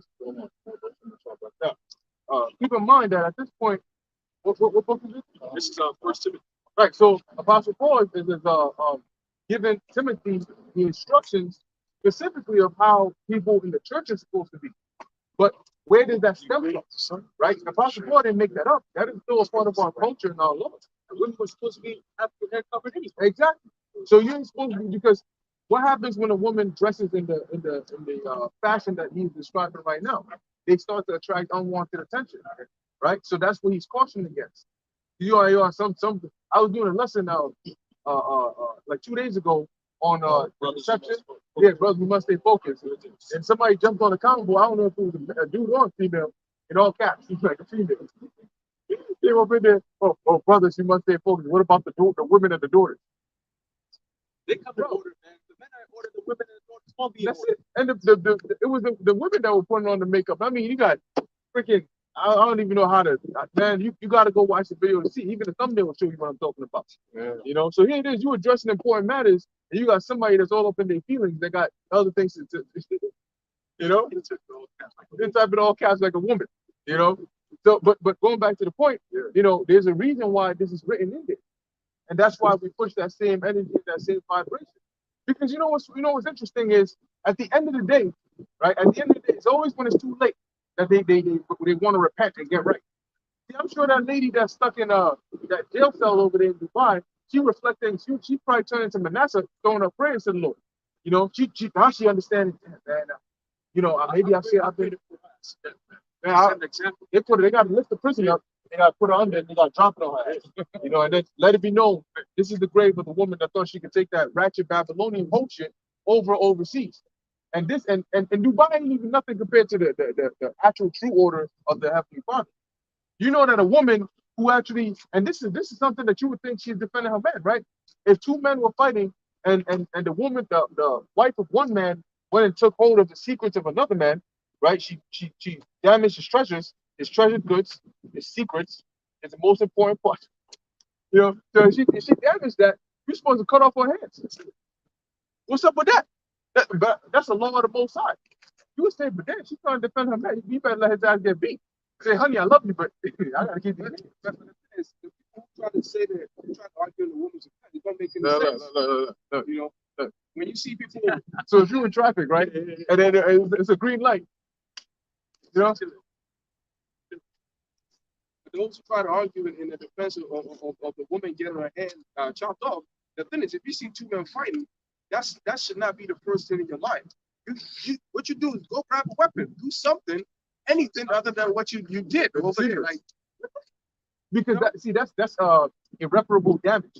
yeah, If you damage a man's stones, you do more damage than if you broke his arm. exactly. Because now you cut off his lineage right there. That's a big deal. You know, the Lord put individuals to death for not continuing the lineage that they should have. So he takes that as a very, very serious thing. And here it is, you got niggas getting this shit taken out. It's a law. Like, as a brother, you're supposed to actually carry Raise up your brother. Yeah. So it's a law. Yeah. And here it is, you got dudes going around willingly talking about, I'm gonna get my nuts removed, and I'm gonna get this and that. So the Most High, man, And that's the spirit too, though, because we were discussing that last time during class. How Jake, the wickedness that Jake does, they take that idea from the scriptures. Like they look at the law, oh, I'm gonna break this law. Mhm. Like without reading what righteousness is, they would not have any idea. I mean, they would, but they wouldn't have done what they did, except they have known that I'm not supposed to do this. Then they do this. Because when you read through the scriptures, like there's specific things in the scriptures that you have to actually go out and do it to break. And that's some of the sickness of Jake, man. Jake just they just want to hear the right thing, so they don't do it. Tell them, yo, don't go there. Oh, what you talking about? This came from there. No, that's it. it was like that. Then I'm not gonna keep you with it. No, I just want just real quick Hey, Breda. for Aharon when he was bringing up First Timothy chapter 2. I just want to go into what shame faith is, right? That's it. Now, some of the definitions, a sense of shame or honor, modesty, bashfulness, reverence, regard for others, respect. Now, I want to go into some of those words because what? Like sense of shame or honor. You don't want to have yourself out here as a woman because you're somebody's man. You represent that man, right? Because the same thing, like when you with your homeboy, right? And your homeboy may say, hey, yo, you with me, man. Don't be acting no stupid shit like that. Don't be, like, I don't want people thinking you some derelict or something. Yeah, like, relax yourself. So it's the same thing with the man. It's like, yo, because what's going to happen? Like I gave an example, if a car crash happens, right? Well, that's your girl out there. She looking like that. Well, that's your girl. She doing that type of thing. And people going to look at you now. That's the type of dude you are. That's the type of man you are. You represent him, right? And then not even go down to the kids. I wonder what type of kids they are. That if they like that, or if he's like that and she's like that, I can imagine what type of kids. So as a woman, you represent your man. You're supposed to what? Like I said, the sense of shame or honor. You honor your man by being first of all respectful unto him. And look, okay, we understand we're in Babylon. The mindset here is not going to be perfect, so you work what you got. Look, if she tries to at least show you that she's trying to dress modestly, cool. But don't be like a fucking bitch and just like, nah, I'm gonna just dress however I want. Because if a dude grabs you up, guess who you're gonna look to? Me. And then what? Now I gotta go out there and fight for your honor. But if you would just not put yourself out there, there would be no issue. So you have to have, like it says here, a sense of shame or honor. Right? You're supposed to be ashamed that you're out there looking like that for people to see. You're somebody's daughter. You're gonna be somebody's wife, and you're out here looking like that. Come on now, think about that. You're somebody's fucking child, and you're out here looking like this. Keke Palmer said, she said, my son gave me some ass. In other words, when she had a baby, that's what made her thicker. But she just boldly proclaiming it. That's what I was talking about. Yeah. That's what she said. And that's how you see that Greco-Roman shit infested the mind of Jake. Like you mentioned, Juve and all that spirit of carnival is like Bacchus and just debauchery and just women doing whatever the fuck, and they love to have some. They get drunk, and women are more susceptible. Like a man can hold his spirit more when he drinks, but a woman gets drunk and she just does whatever the fuck. That's why you ain't supposed to be giving her liberty to be doing that anyway. That's right. See, because then again, a portion of the fault, which you got that precept, bring that out, the give not thy strength. Because a portion of the fault falls on, look, like the brother said, you find out that if you put your foot down, they're gonna listen. You know, as long as you ain't dealing with a full-blown demon next to a nigga, you know. But if you put your foot down, they're gonna get the proper order. And when I say put your foot down, I mean in the sense that if you don't listen, then she can go her way. But when you do that, you instill at least some order in some domain, right? Remember, your household is your domain, okay? And so you got to make sure everything in that is in order. So the things that we say is not like, we're just saying it out here, but no, one of the big problems is you got dudes that will come against us, fight against us, because we're speaking up, for righteousness, for being a man. We're trying to help your household. Exactly. Go ahead, bring it up. This is Proverbs 31:3. Give not thy strength unto woman, nor thy ways to that which destroyeth kings. Yeah. Technically speaking, you don't need a woman, right? You don't. A man does not need a woman to survive. Okay, I'm not talking about a nation. I'm talking about an individual man, right? He does not need a woman in order for him to survive. You have all the necessary goods and so on and so forth, But a woman will feel that she's not her purpose or her use is not fulfilled because they get to a certain age where they get that baby fever, and their body naturally starts to form and develop in a certain way when they know they're ready to have children. So when a woman does not have children, she will die feeling unfulfilled. But a man can go his whole life without having kids and still be okay if he has a purpose. So the strength of men is not dependent upon a woman. Okay, ultimately our strength comes from Yahweh Hashem Yahushai. But if you look at in today's society, for example, what determines or dictates power is money or status. Okay, that's why a lot of people that are in rich positions, when you look at them physically, they don't look powerful. Okay, these Rothschilds, these so-called Illuminati, they don't look powerful. They're frail Edomites, but they have money, so they look at very powerful people. You ever had a situation where you working at your job and then your so-called immediate boss, all right, hears that somebody that's above them is coming in, and they look all petrified and shit. And you finally meet the person, you like, this you might have, if you never heard of it, you might have mistaken him for some regular average dude. You probably would have treated him regular until you find out, oh, this is actually the district manager, or whatever. You like, so it's about status, rank, not about actual power. See? Exactly, the perception of that rank. So in today's society, if you take that as an example, and it says, give not thy strength, okay, or your power onto women, because that's what destroys people. I remember years ago, I met this guy, and he was talking about how, he just looked depressed. I put it like that. For the past week, this guy was just, he wasn't eating, he wasn't doing none of that shit. I'm like, yo, what's up with you, man? You always cracking jokes and stuff. What's wrong with you? Oh, him and his girl broke up. This thing gonna open his mouth and tell me, yo, bro, I feel like my whole world just crashed, bro, and like she was my whole world, bro. And I'm sitting here like, I want to just like slap him on the side of his face, like, listen. And I explained to him, I said, your problem is you made your woman your world. You ain't supposed to do that. Your woman is not your world. Okay? If your focus is your woman, you looking backwards. Because she's supposed to be behind you, following you. So when you turn around, you looking at her, she looking at you. You looking at her, she looking at you. You stand in the same place. If your world was not your woman, it wouldn't be a problem when you broke up. Because you still on it's called perspective. Okay, you still have perspective of what your goal is. And that's what helps us the most, because our goal is the scriptures.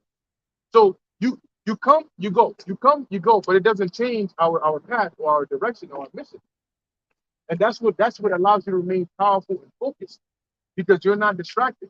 No matter what happens to you, as long as you got the truth, you got your help by outside, you're what? You're stable. And it's that stability that is also mentioned in Isaiah 33:6. So everything around you could be shaking, but within, if you got this, you're stable. What's that one ingredient that solidifies that stability? Because you could have the knowledge, and that's what's going to keep you calm during those times, but it's the faith that the Lord is going to keep you cool. Remember when the CB thing happened and they were like, if you don't take the shot, yep. We had to go, all of us had to go through. But it was having that knowledge of what's going on and understanding what's going on. That's one step that keeps you stable because you at least know.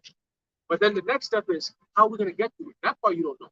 So that's the part that your faith, right? That's why it says and the fear of the Lord. Is that? I said it was the evidence of things not seen. That's right. And then also Isaiah 33:6, it says the fear of the Lord is his treasure. What is the result of the fear of the Lord? Wisdom, right? Knowledge, understanding. These are all part results of the fear of the Lord. Just fearing the Lord alone, you're going to look up these things. You're going to end up getting that kind of wisdom. See, you notice all wise men, or most wise men, have some type of spirituality to them. Yep. If you are in this world and you don't have any spiritual understanding, you're not considered a wise man. See, so that's one thing we do. See, so now you're in a situation where, okay, well, we have the understanding, we know what's going on, but we don't understand or know what's to come. See, the what's to come part, how do we get to that point? How are we going to go through what's to come? That's the faith. See, that's the treasure. Because most people are not going to have it. It's what's going to keep you stable. You know how valuable that is? To be around somebody who can say, hold on, leave it to the Lord. Wait a minute. No, we're not going to go yet. We're going to wait for the Lord to give us the Lord, and then we can go. You say with confidence. You know, if people don't want to stay, they can leave. You said, nah, I'm going to stay here until the Lord gives me the go ahead. Even if it feels like, it's wait till the last minute. Yes, the last minute. I'll wait till the Lord says go ahead, and then I'm going to go. If you want to stay, you can stay. Or you can leave with everybody else. But we're going to stay with the Lord. See? And the Lord will reward you for that. Yep. You know? I got the word treasure. Yeah. Oh, you got that? Yeah. What you got? What you got? Oh, Ecclesiastes chapter 20. Start. You got it? No. Ecclesiastes chapter 20, start from verse 30. It says, "Wisdom that is hid and treasure that is hoarded up. What profit is in them both? Better is he that hideth his folly than a man that hideth his wisdom." Pretty much the correlation between wisdom and treasure. Right. And they all come from what? The fear of the Lord. And I looked into the word treasure first in the online etymology dictionary. And it says here to amass treasure, to store up for the future, regard as precious, retain carefully in the mind. And when you go into the actual word in the blue letter, okay, it says here, treasure or storehouse, supplies of food or drink. Treasure house, treasury, storehouse, magazine of weapons, figurative of God's armory. So the fear of the Lord is his treasure. The fear of the Lord is our storehouse. Having that fear of the Lord provides us somewhere that we can reach into, be it for food, be it for protection, be it for shelter, be it for any of that. We have that. And it comes through what? The wisdom and knowledge of Yahweh Ba'ashem Yahweh, because that all starts with the fear of the Lord. You mentioned something about precious. Yeah. Bring that back. In the definition, it says, regard as precious, retain carefully in the mind. Let's get this. There's a book of Isaiah, chapter 13, and verse 12. It says, I will make a man more precious than fine gold, even a man than the golden wedge of Ophir. So what is going to make that man precious? His fear of the Lord, right? And the fact that the Lord is preserving him all the stability. We got food to eat, right? Isn't that what people say? Right? We got water to drink, we got a place to stay, right? All these things, and all hell's breaking loose around the world. But for some reason, every evening, lights might be out, but you always have electricity. You always have light. How? You got chariots flying over. There's always a beautiful sight. You know, you go outside and you don't feel afraid because everybody's bugging out. Most average people, they never look up. That's one thing I've noticed. Most people don't look up. We always look up and people look at us like, what do you see? But we go outside in the middle of the night or whatever, we look up first to see what are we going to see outside. You park your car, you get home, and it's late, dark, you look up, say watch the Lord, and you look up to see what's going on up there. You know, we do that all the time. During the daytime, you be driving, you look outside, you look up, you look just to see. Scriptures tell you look up. I say that. Great salvation draws not. See? That movie on HBO, Don't Look Up. Don't Look Up. Don't Look Up, and they were saying like, don't look up. Right. There was the media coming to really represent Yahweh Shai. And they kept saying, don't look up, don't look up. But hey, like brother said, the scripture says to look up for your redemption. What happened when they didn't look up? They sat there, they were eating and chilling and drinking, and then what happened? The destruction came. And that's what the scriptures tell you now. Was that Luke 17 and 26? Right. The Lord talks about how This time around is going to be just like in the time of Lot, in the time of Noah, right? Which is Greek for saying Noah. See, they did eat, they drank, they married, they give they give themselves into marriage and so on and so forth. That's all the feast of the spirit of Bacchus, like the brother was saying earlier, which is the tradition of America. America's tradition is all about partying and fun and spending money. That's why this place is a capitalist society.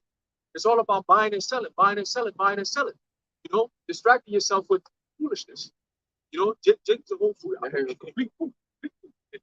Yeah. Sirach 23-27, and they that remain shall know that there is nothing better than the fear of the Lord, and that there is nothing sweeter than to take heed unto the commandments of the Lord. And a few verses up, it mentions the judgment of a whore, that inquisition will be made of her children. Basically, everybody that sees that judgment will know there's nothing better than to fear the Lord and to not do that. Just like when America's judged, the other nations will see. This is not the way to be. They're going to fear it is nothing better. That there's nothing better than to follow Yahweh. And that's the secret too, because like sometimes you feel alive, you feel as though you find the elixir of life. When you know you're on point, right? Like when you're on point, you feel untouchable. Yep. You can like fucking jump up a 10-star building, and you know you ain't gonna, you know. That's what happens when you're on point. But linking up what the brother was talking about, how the wisdom is treasures and how treasures like a storehouse. When you consider a city that's being besieged, right?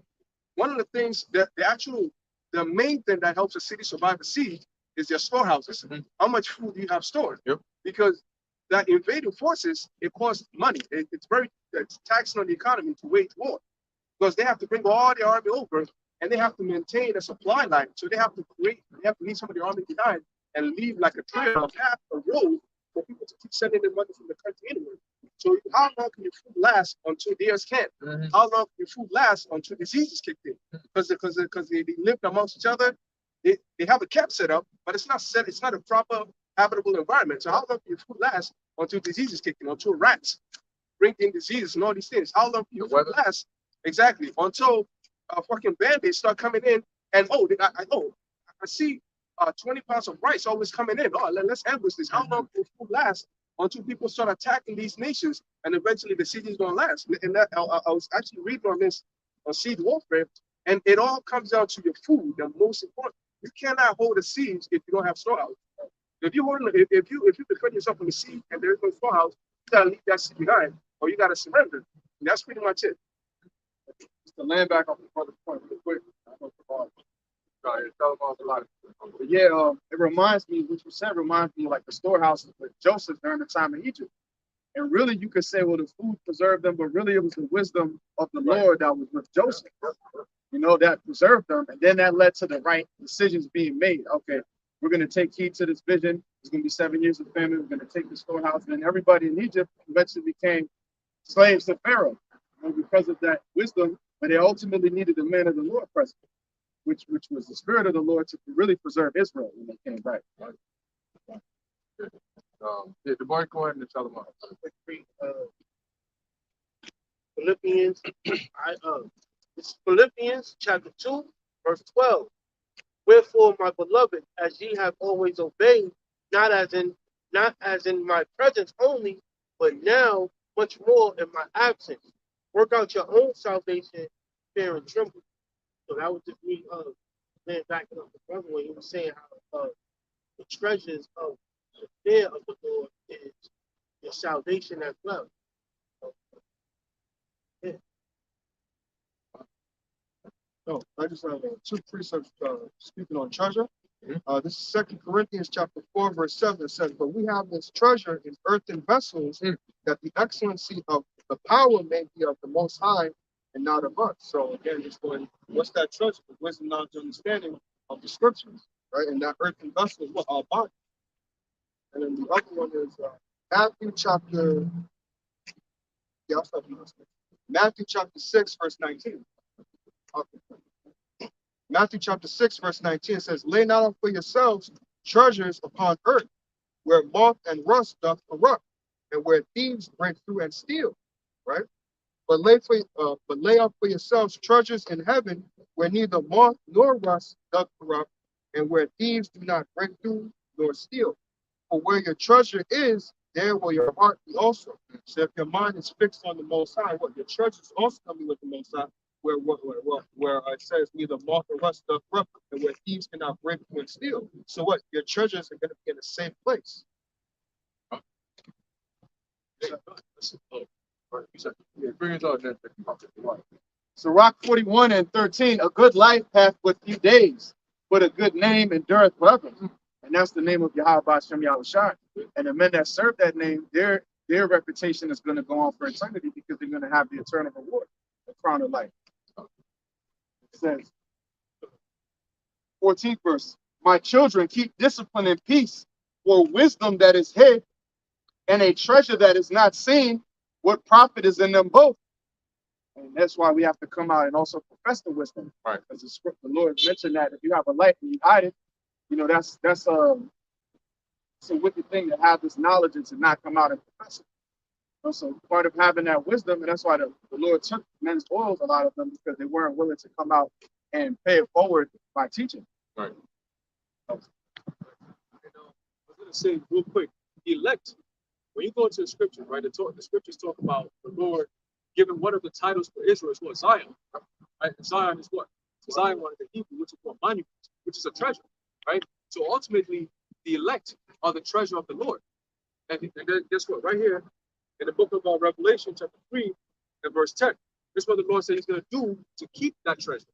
Right? Remember, Isaiah 33:6 says what? Wisdom and knowledge shall be the stability of thy times and strength of salvation, the fear of the Lord. So the brother brought out that precept about what? The fear and trembling, right? Seeking your own salvation, right? So our strength and salvation, the fear of our Lord, what is our treasure, right? So that fear is what keeps us doing what we're doing. And as a result, we will be what? Protected, provided for. That makes us what? Precious, right? That's the reason why the Lord is going to protect you and provide for you is because you're precious, right? So I'll make a man more precious. exactly. And those same men, this is what the Lord says he's going to do. Again, to prove that this is a treasure that will be protected. Check this. Revelation chapter 3 and verse 10, it says, because thou hast kept the word of my patience, Isaiah 33:6, I also will keep thee from the hour of temptation. When you go to the word keep, it goes to Hebrew, shabar, which means to guard or to protect. You're not going to protect or guard or put your life down for anything that's of no use or of no importance. Right? It's innate for a man to defend and protect what's his and what he looks at as valuable. For example, if there's a house that's burning, your house is burning, what are you going to do? You're always going to take the most valuable things first. Right? That's going to be the people, right? Your woman, your child, whoever it is, maybe your passport, whatever it is. You grab it and then you out of there. Everything else, fucking, right? It's the same thing with the nation of Israel, the elect. Start with the men as the Lord's treasure. Okay? And he's going to what? He's going to protect us. Let's read. It says, because thou hast kept the word of my patience, I also will keep thee from the hour of temptation, which is fast approaching, right?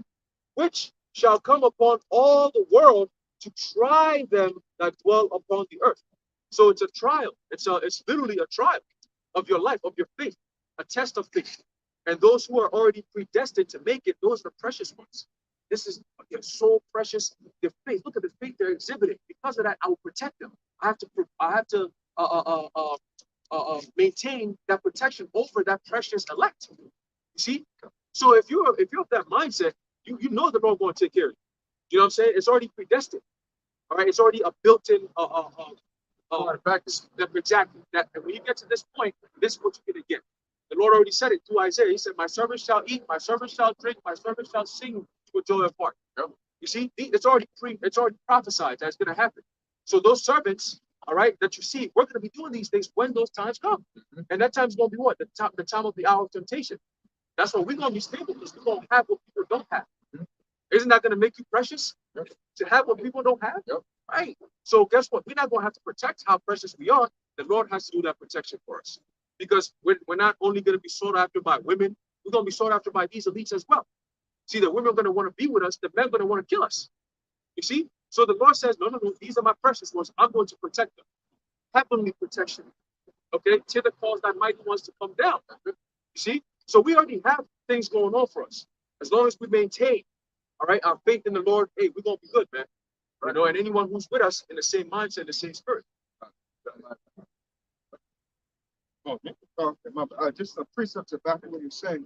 This is Malachi chapter 3, verse 16 and 17. And I'll read verse 17 also in the NLT.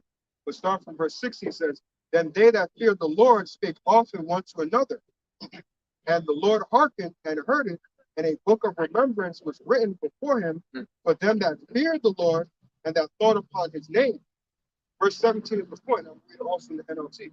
It says, And they shall be mine, saith the Lord of hosts, in that day when I make up my jewels, and I will spare them as a man spareth his own son that serveth him.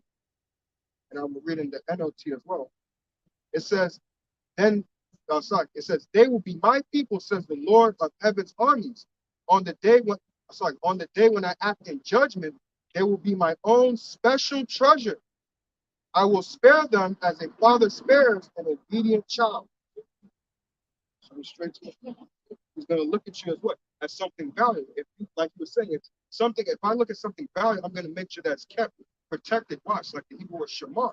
I'm going to make sure, because think about it, like if you value something, right? You don't want to get stuck. You don't want to get dirty. So it's the same thing how the Lord's going to watch over his elect. He's going to make sure that nothing touches them because he don't want them scratched or nothing upon them.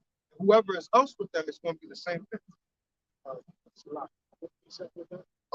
Malachi chapter 3, verse 16 and 17. That's your thing?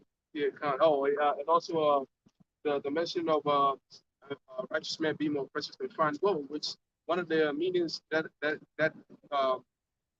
can be applied to is scarcity, right? It's how like a righteous man is going to be scarce. But the scripture speaks about in Ezra, the second chapter, when Ezra was having a conversation with the angel Uriel, he was talking about how there are so many souls that the Most High has created that the earth can't take over at once.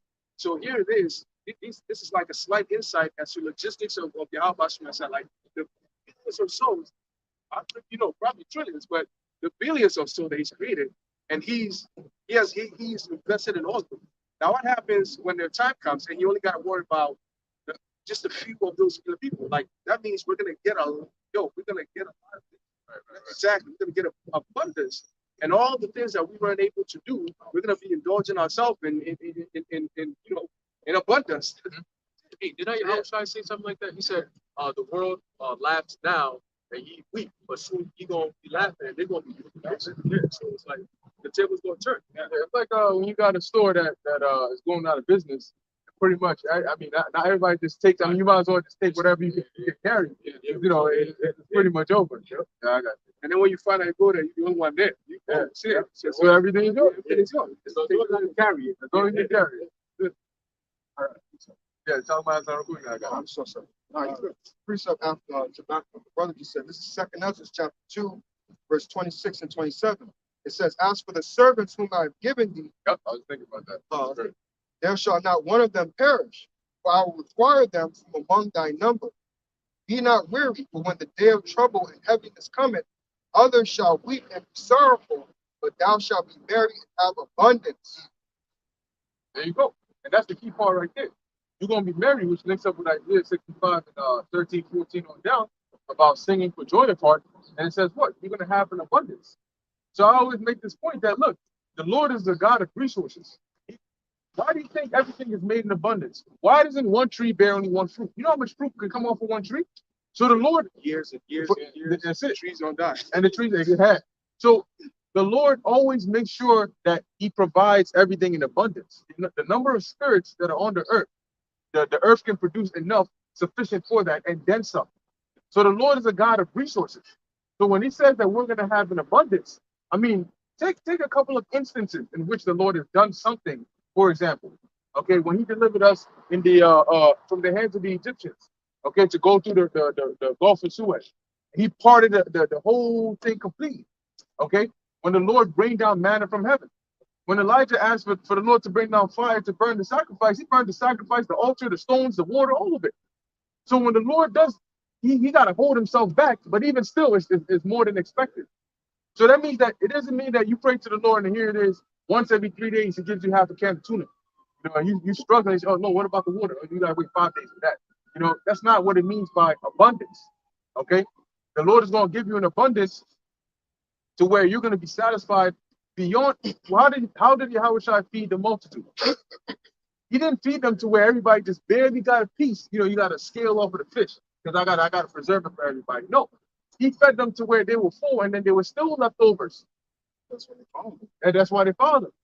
So when it comes to having an abundance, we don't have to worry because the Lord is going to take care of us. When he says he's going to take care of us, he's going to do it. And when you think about all the different possibilities, the scriptures give you an insight into a few of the things, of the works of the Lord. But think about why Satan tempted Yahushua to turn stone to bread. If it wasn't a possibility, why was he saying it? Now imagine all the stones that are out here on the street. See, if you think like that, you calm yourself down. He said, what the hope of this turn? He can manifest. He had an angel bring Elijah food, and the food is prepared. You know, he had ravens bring Elijah food, the widow woman. So, I mean, the Lord literally has creative methods of providing for us, just as he has creative methods of putting people to death. You know, so when the Lord says, don't worry, man, he means exactly that. Don't worry, I got something special for you. Luke 6:20. And he lifted up his eyes on his disciples and said, Blessed be ye poor, for yours is the kingdom of God. Blessed are ye that hunger now, for ye shall be filled. Blessed are ye that weep now, for ye shall laugh. That's the spirit that we come in. We're in mourning and we're in sorrow. Even though we have the joy of Yahweh Shem Yahushua, we have to witness all this wickedness.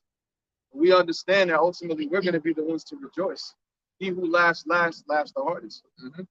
Your sign is right. So That's it, right? Hey, sometimes you do break down and straight up weep unto the Lord, you know? the rest of the world, they rejoicing right now. Right. They living their best life. Saturday afternoon, where we at? We out here during laboring.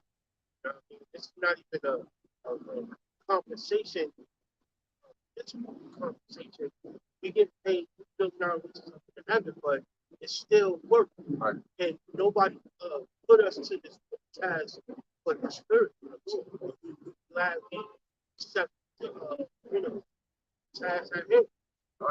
Yeah, it's like the precept you brought up, right? Seeking out your own salvation with fear and with trembling. But that's what we're doing. We're seeking out our salvation. Yeah, I was going to bring out a quick precept, go back to the point we're making about how Shai fed the multitude. But even more so on a higher level, dealing specifically more of the elect, right? The Lord is going to provide for us in abundance. And I'll give an example, an account of this happening before. Okay?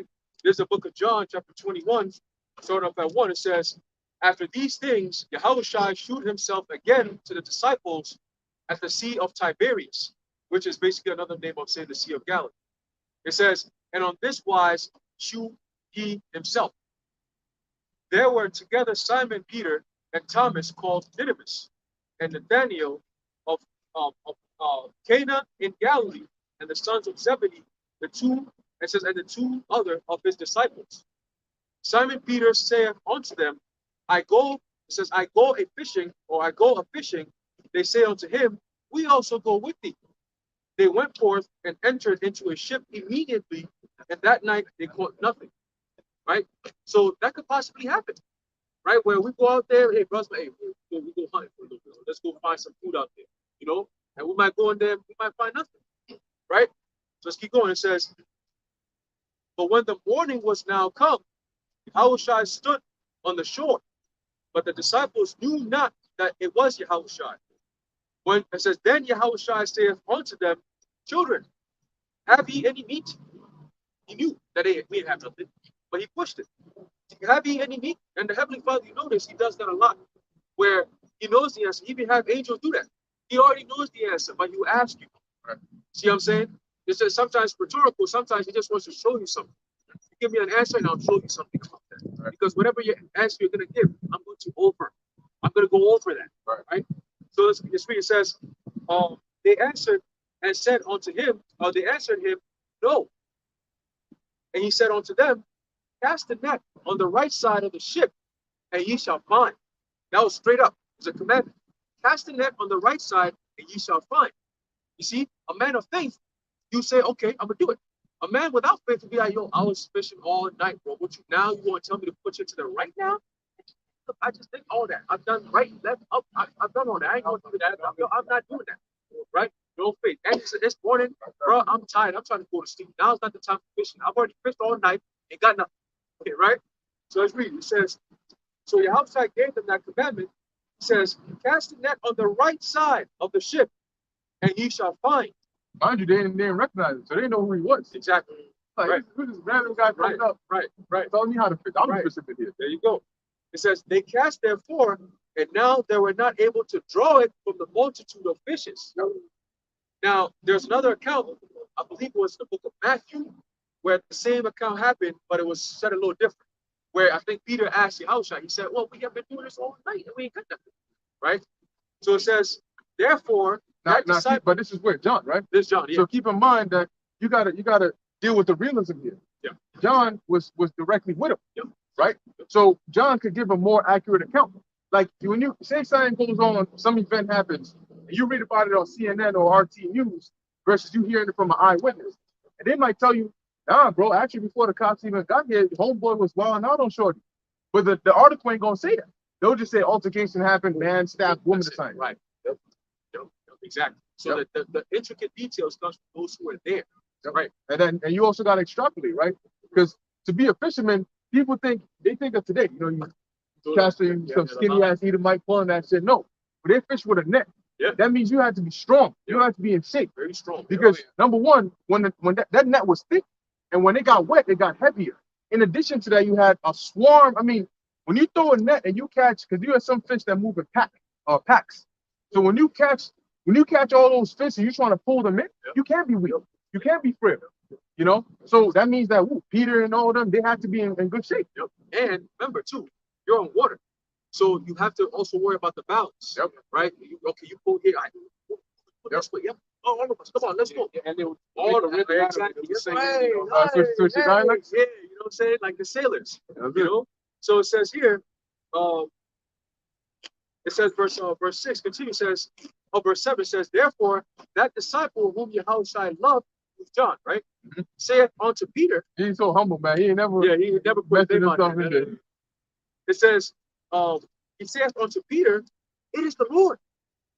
Now when Simon Peter heard that it was the Lord, he girt his fisher's coat onto him, for he was naked, and did cast himself into the sea. So, shit, and then boom, right in the water, right? It says, and the other disciples came in a little ship, so they came around, for they were not far from the land, but as it were 200 cubits, dragging the net with fishes. See, and as soon as they were come to land, they saw a fire of coals there, and fish laid thereon and bread. See, so again, just having the spirit of Yahushua alone, look what could happen for us. And look what's going to happen for us. This time, all these things we're reading was back then. See, back then, it was their labor. That was what they did for a living, fishing, and they got nothing. But Yahushua, through Yahushua, they had everything and even more. Same thing for us today. We're going to have no jobs very soon. But because of our faith in Yahushua, we're going to have everything we want in abundance. Why do we go for work? So we can pay our bills, do all these different things. Well, would you still go to work if you have all these different things given to you already? No. Exactly. None of us would. Right? You got to pay electricity bill. You got to buy groceries. You got to pay for all these things. Now, you can imagine there's a blackout, and then the Lord can have your house be powered by a chariot. Like you mentioned earlier, a chariot stops above your house, and you got electricity. Powered by a chariot. And there's nothing they can do about it. They're going to say, well, hey, there's nothing to do about it. The Lord can have a chariot literally sit on top of your building, and it's like a cloud. And remember that a few years ago, the one we saw outside the window, big ass cloud, and you see the lights in it. Yeah, the Lord could do that. And next thing you know, every night, just like He did for us in the wilderness, every single night, it might be pitch black everywhere. Exactly. It's easy, man. The Lord has innumerable ways of doing things. And Esau got technology where you could order food and the fucking drone will bring it to you. Like Esau got that kind of technology. You don't think the Lord could send an angel with a? Come on, He fed Elijah with a raven. He sent a raven that doesn't speak. And says, "Here, go feed my servant." Did the Lord train the raven and say, "Okay, I'm going to train you now"? How many ravens you see nowadays? And this was something that happened in the ancient world. So think of the possibilities now. Look at the things Esau could do, and how much more would the Lord do to what? To magnify His name on the earth, man. Come on, bro. It's a lot to worry about. It's a lot to witness very soon. Get, See, that's why this work that we do is not for granted. Like the brother was saying, this is an investment. It really is. You know, coming out here is an investment, and we love to invest because why? We see the end of it.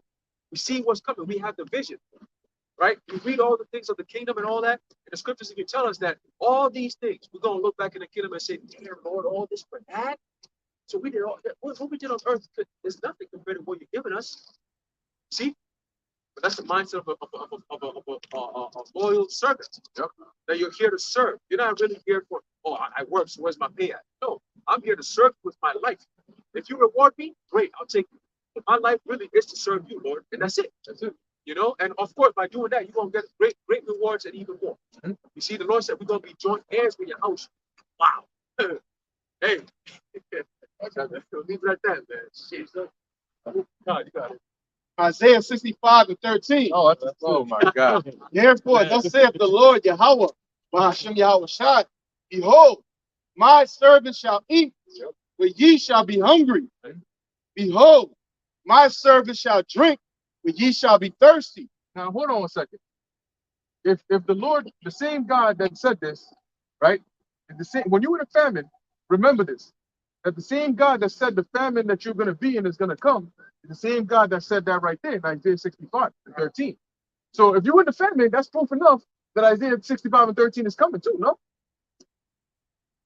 It says, but ye shall be thirsty of my behold, my servant shall drink, but ye shall be thirsty. Now he ain't specified. So we can have water, got young, because it said we're going to sing for joy of heart. We're going to be merry. So, you know, we're going to celebrate. Because guess what? At the end of the day, what's going to have most people worried? The fact that they can't provide for themselves, they can't be protected, and they can't take care of their loved ones. But if the Lord covers all that for you, you don't have to worry about working and responsibilities. All you're doing is waiting, and you're seeing the destruction of this place, and you understand what it means. So hell yeah, you're going to rejoice.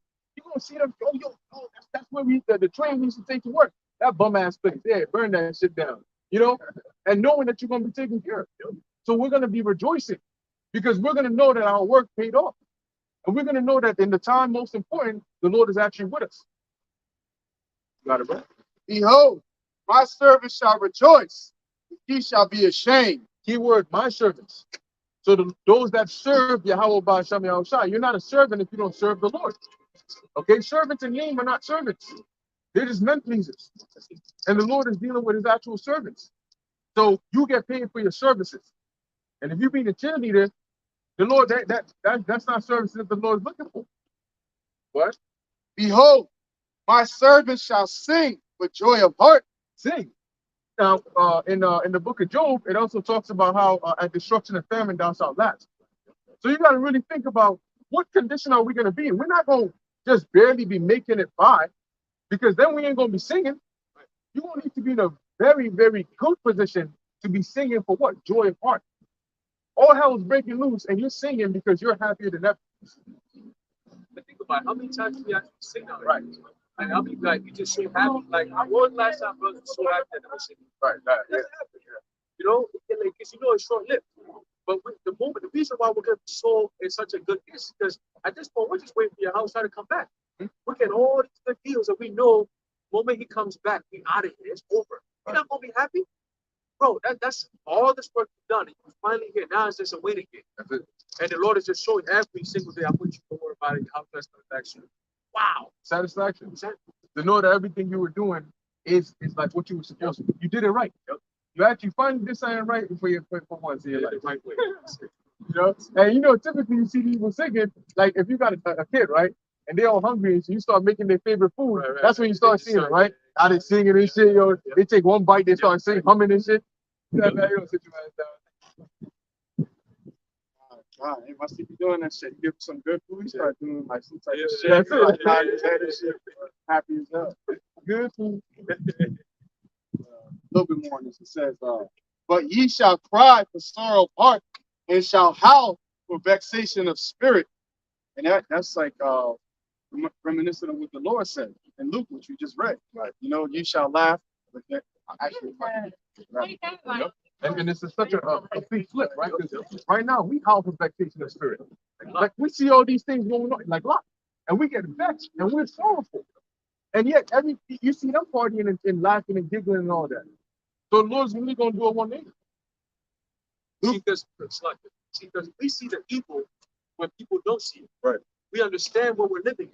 See, when the Lord makes the actual evil manifest, when people actually are living it, we're gonna be like, no, we're good. We understood what this is. Mhm. We're good. Yep. See, but them, they're gonna be in it, and that's when they're gonna be weeping and howling and all that, because now you're dealing with the reality of what you were hearing about that you didn't want to hear.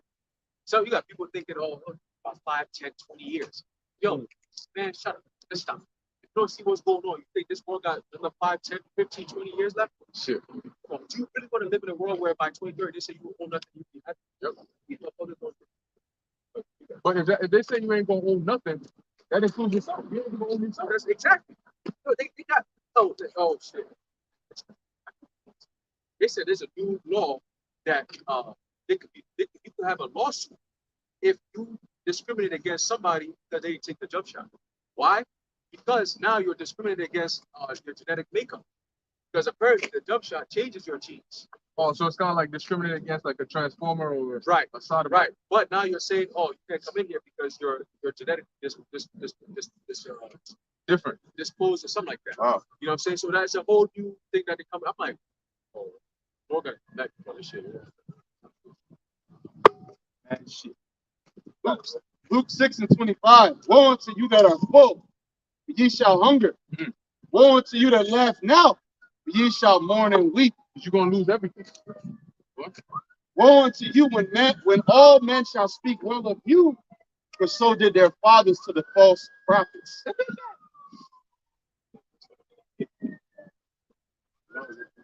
Yeah. So when we hear this, we don't mind. This makes the suffering feel like nothing. Because you know what balances and counteracts it is the fact that you know that you're on the right path. Look, how you know that feeling when you're driving somewhere and you like shit, man, you've been going for like 20, 30 minutes, you're like, I don't recognize this place, man. I think I'm lost. And then you know, you drive a little forward and then you finally see a street that you recognize. Oh yeah, I know where I'm at. Let me make a right here and make a right here. We good. That's it. Turn that that's all. Turn that shit off down. So when you get that feeling, you like everything becomes all good again. Because you know that you're on the right path. You got that right sense of direction. Your attention is not all the way up there. You're not texting. Exactly. We're road like, nah, just chilling, cruising. Just keep doing what you're doing. So that's the same thing here. When you're going through the hell, it's like finding your way without the GPS. Because the hell is the GPS.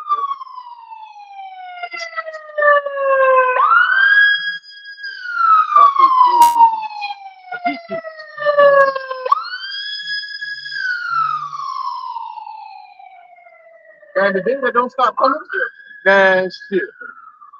They're gonna say, listen, we could have ran out of trucks. That's it. All how long we break through this shit. Nobody Kill people in there. Yeah, They're supposed to be killing people in there. Oh, which one? You brought out trying to get CS 65? Yeah. Yeah, I think 13. Bring that back up. And we're gonna wrap it up in a few too. Yeah. Isaiah 65 in verse 13. Again, it says, therefore, thus saith the Lord Yahweh, behold, my servant shall eat, but ye shall be hungry. Behold, my servant shall drink, but ye shall be thirsty. Behold, my servant shall rejoice, but ye shall be ashamed. Behold, my servant shall sing for joy of heart, but ye shall cry for sorrow of heart, and shall howl for vexation of spirit. See, now the Lord is speaking through the prophet Isaiah, saying the same exact thing we've been saying. That this is all described at the time of Jacob's trouble. But it also says that ye shall be saved out of it. Those who are going to be saved are those who are going to be rejoicing in the name of the Lord. The servants, right? The Lord said it through an angel back in the time of Ezra. He spoke to Ezra. He says in the book of 2nd Ezra, chapter 2, in verse 27 and 28, it says, actually, start off at 26. It says, as for the servants whom I have given thee, there shall not one of them perish, for I will require them from among thy number. I think a brother read that earlier. Yep. Verse 27, it says, be not weary, for when the day of trouble and heaviness cometh, others shall weep and be sorrowful. Just read that in Isaiah 65. But thou shalt be merry and have abundance. The heathen shall envy thee, but they shall be able to do nothing against thee, saith the Lord. Why? Because Yahushua is going to be what? Keeping us in the hour of temptation. The heathen is going to be the ones. Who's the heathen? The ultimate heathen is Esau, right? Second Ezra, the 16th chapter, the 70th or 60th, 70th verse on down. It talks about what the innumerable multitude that's kindled over you. That's all part of the heathens, man. Because why are they going to be kindled against us? They're going to be coming against us because of this. All right. And anyone who's coming up against us because of this, you're a heathen. All right. It could be including our people, man. You're all heathens, man. All right. You're abominable. And the Lord got something. He definitely got something, man. Especially with the way this world is living. This is the recipe for I want to see the Lord's great wrath. This is the recipe for America right here. America is the recipe for I want to see the Lord's wrath. They put in the right passcode. Right passcode, everything. That's why it's called the melting pot. Okay? It's a nice pot that the Lord's going to do a nice little cooking. When your house gets back, like the elder even says in the scripture, it talks about what? The altar. America is that altar indeed. Right. And it has all the sacrifices. The Lord's going to make a burnt sacrifice. Mm-hmm. You see? And he's going to present it to the Lord. Okay? Now, when you read, which is read, it says, 2nd Ezra 2 and 26, as for the servants whom I have given thee, so those are the same servants, your house is going to come back and deliver. Right? And during that deliverance, what is happening there? It's a ritual there, right? It says what?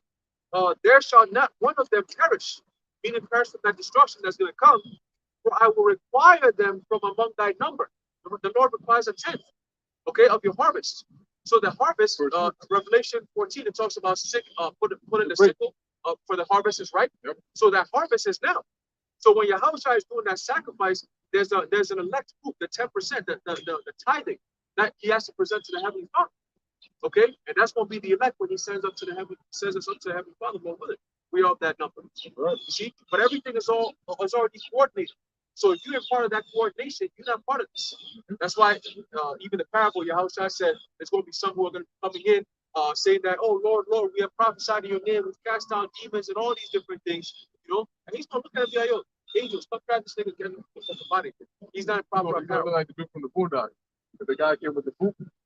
Oh yeah, exactly. Okay, wait a minute. Wait a minute. I can explain. No explanation, bro. Now it's time to pay. You see? And you try to explain, but there's no the explanation time is over. Right? It's almost like the case is closed. Like, what defense do you have? Oh, Your Honor, I have evidence. Look, but the case is closed. It's not being reopened, bro. You know what I'm saying? So when the moment your house track cracks the skies, there's no pleading the case. It's over with. Now the judgment begins. Right. He is the judge. He is the judgment. You know, he is the judgment. Yeah, that's deep. Yeah. He decided to That's yeah. You know, because the scripture says what on the Lord's day, you know, the day of the Lord, the day of the Lord, the day of the judge. He's coming back. He's the beginning and the end. Beginning and the end. You know, the Alpha and the Omega. You know, and he's now coming to what? The eye and the thought. In the beginning, now he's about to finish it off at the end. I'm saying, Lord willing, we are part of the perfect number that gets taken up with him, man. You know, that's it. That's pretty much it. All right, brothers, got anything else? All right, beautiful, beautiful. So, hey, with that beautiful lesson, Lord willing, that was edifying to the elect. In closing, we want to give all praises, honor, and glory to Yahweh, Ba'ashem, Yahweh Shai, Ba'ashem, Wadash. Next time, Shalom. Got it? Oh.